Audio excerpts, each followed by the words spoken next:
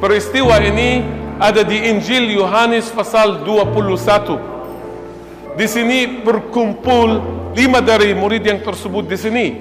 Dan menurut Yohanes ini kali ketiga.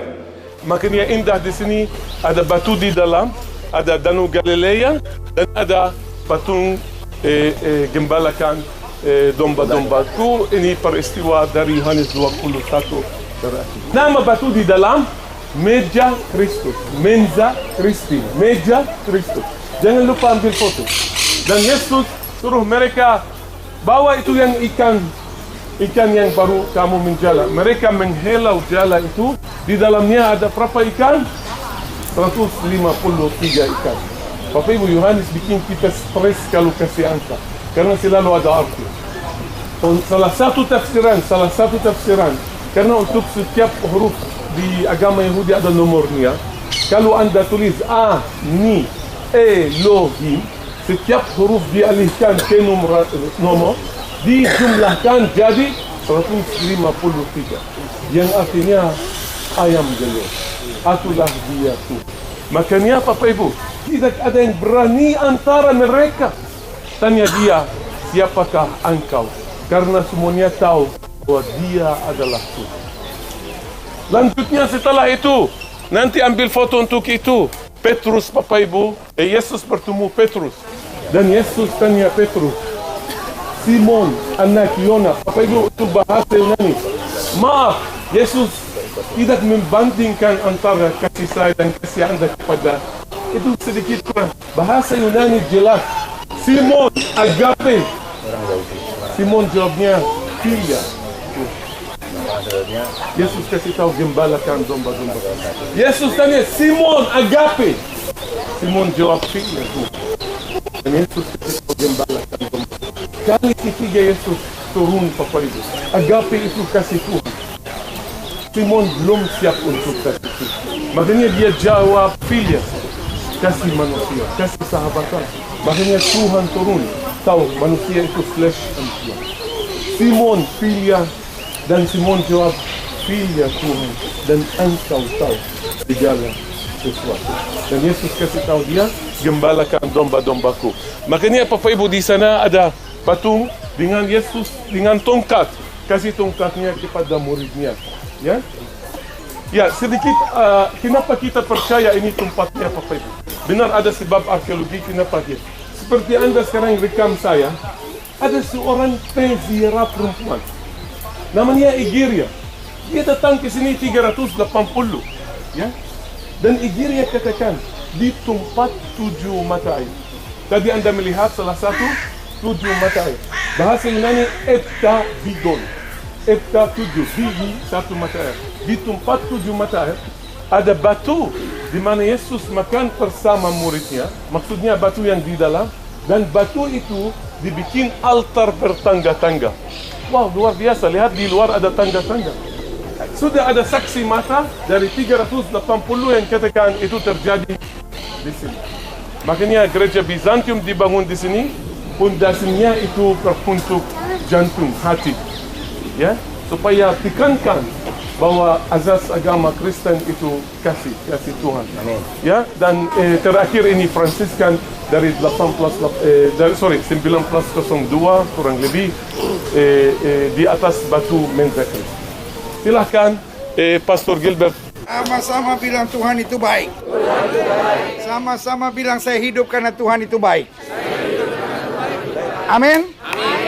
Rasanya Bapak Ibu udah biasa sekali baca Yohanes 20, Yohanes 21, cerita tentang Petrus yang kembali ada di danau ini. Bisa nggak Bapak Ibu bayangkan, sekarang Bapak Ibu ada persis di lokasi di mana Petrus waktu itu kembali nangkap ikan.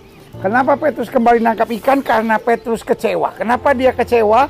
Karena orang Yahudi punya konsep bahwa Mesias itu powerful. Mesias itu akan menghancurkan semua orang-orang Romawi dan membebaskan kembali Israel dari penjajahan. Tapi apa yang terjadi? Petrus kecewa karena Yesus memanggil dia, karena Yesus berkata, anak manusia akan sengsara, anak manusia akan ditangkap, anak manusia akan dibunuh, dan pada hari yang ketiga akan bangkit. Petrus sangat tidak percaya bahwa Yesus akan bangkit. Betul nanti bangkit, di hari kebangkitan orang mati. Tetapi apa yang terjadi? Petrus tarik Yesus keluar dan berkata, "Guru, sekali-kali hal itu dijauhkan daripadamu. Karena buat dia, you are not the Messiah if you are died." Kamu bukan Mesias kalau kamu mati. Tapi kenyataannya betul-betul Yesus mati. Dan waktu Yesus mati, ingat, Yesus mati ditangkap, semuanya ceritanya ada di Yerusalem. Lalu apa yang terjadi? Dia langsung kembali ke sini. Dia nggak tahu Yesus sudah bangkit. Yang dia tahu cuma satu, bahwa dia begitu kecewa dan dia bilang, selesai semuanya. Dia bilang, aku akan pergi kembali menangkap ikan. Murid-murid yang lain terintimidasi. Murid-murid yang lain, oke, kami akan pergi dengan engkau. Lalu apa yang terjadi? Sepanjang malam dia tangkap ikan, dia nggak dapat apa-apa. Yesus nggak bilang, itu dia. Makanya jangan aneh-aneh, gitu. Nggak. Yesus bukan Tuhan yang mengintimidasi. Amin? Sama-sama bilang, Yesus bukan Tuhan yang mengintimidasi. Dia tanya, padahal Petrus sudah gagal. Dia tanya, He is a second chance God. Dia Tuhan yang memberi kesempatan kedua. Sama-sama bilang, masih ada kesempatan. Sama-sama bilang, masih ada kesempatan. Bilang sama sebelah saudara, kalau lu nya mau. Setuju? Saya nggak mau tahu berapa kali sudah pernah gagal. Saya nggak mau tahu berapa kali sudah pernah jatuh. Tapi masih ada kesempatan. Orang yang paling bodoh adalah orang yang tidak mau kembali pada ada anugerah Tuhan. Amin. Ada banyak orang yang bilang, tapi saya udah berkali-kali jatuh. Saya nggak mau tahu berapa kali jatuh. Tetapi mau nggak kita bangkit? Tempat ini adalah tempat kebangkitan. Yesus cuma tanya sama Petrus, Simon anak Yohanes, adakah engkau mengasihi aku? Dengan bangganya dia bilang, benar Tuhan. Dalam bahasa Yunani dibilang nai kurie, benar Tuhan, aku mengasihi engkau. Kira-kira murid yang lain mukanya bagaimana waktu Petrus bilang, benar Tuhan, aku mengasihi engkau? Kalau murid-murid yang lain ngerti bahasa Indonesia, dia bilang begini, pret. Loh iya, karena murid-murid yang lain tahu bahwa dia ngajak kembali nangkap ikan. Betul? Tiba-tiba bangganya dia bilang, benar Tuhan. Bilang sama sebelah saudara, kayak lu gitu.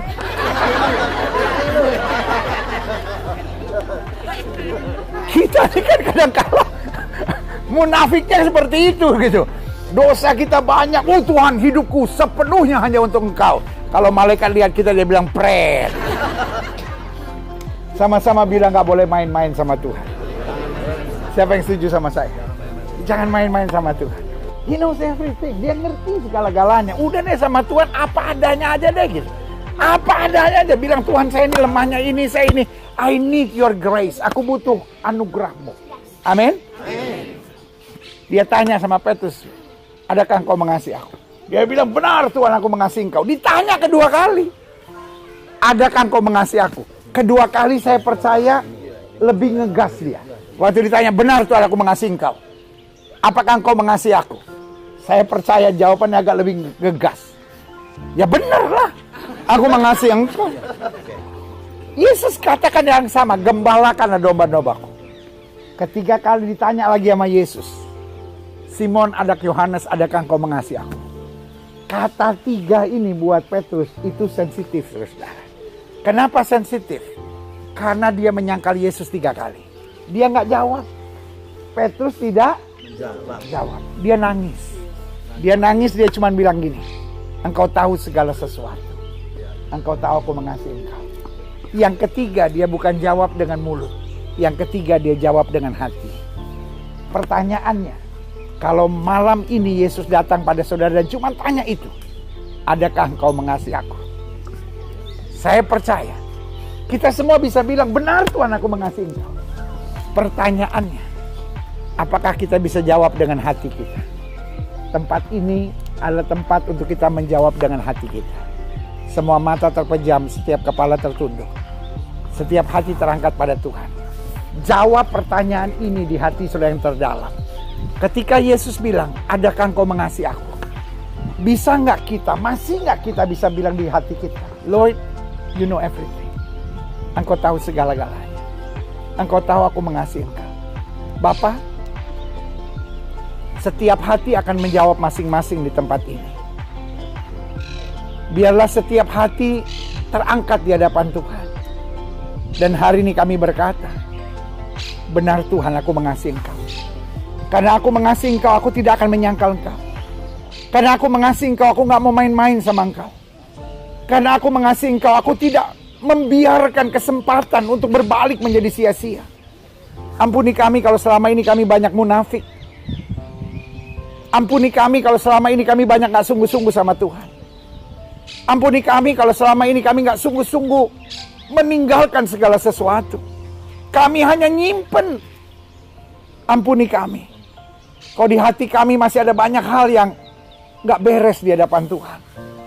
Kalau hari ini kami masih ada benci, kalau hari ini kami masih ada dendam, kami lepaskan, kami mohon pengampunan dari Tuhan. Saudaraku, keluar dari tempat ini, jangan ada yang bawa dendam, jangan ada yang bawa benci, jangan ada yang bawa kepahitan. Keluar dari tempat ini, pastikan kita berbalik dari jalan-jalan kita yang jahat. Kalau ada suami yang punya kepahitan terhadap istri, ada istri yang punya kepahitan terhadap suami, ada keluarga yang masih punya dendam, masih gak bisa ngampunin, masih punya luka, masih punya trauma, Bapa, dalam nama Yesus, hari ini kami membereskan semuanya di hadapan Tuhan. Terima kasih Bapa. Singing I love you Lord. Singing I love you Lord. Singing I love you Lord. Singing I love you Lord. Singing I love you Lord. I love you. Kita semua bangkit berdiri.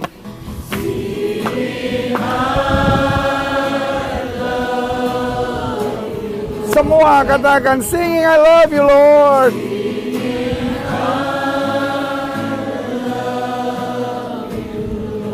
Singing I love you Lord.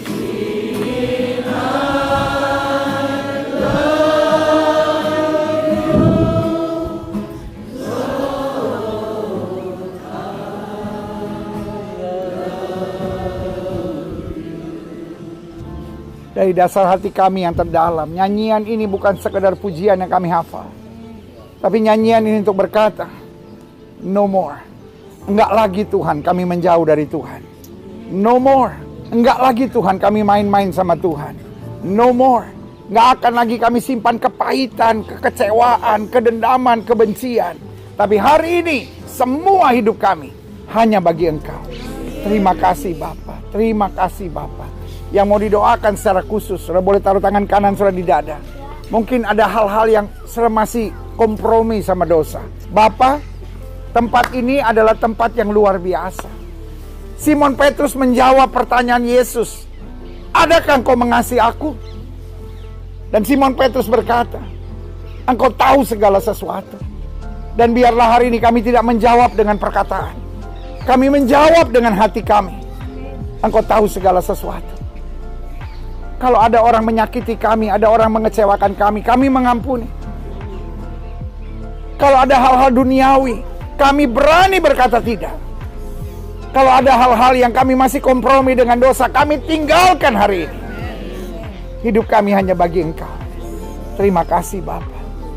Mengalir berkat Tuhan, mengalir berkat Tuhan, mengalir kasih Tuhan, mengalir anugerah.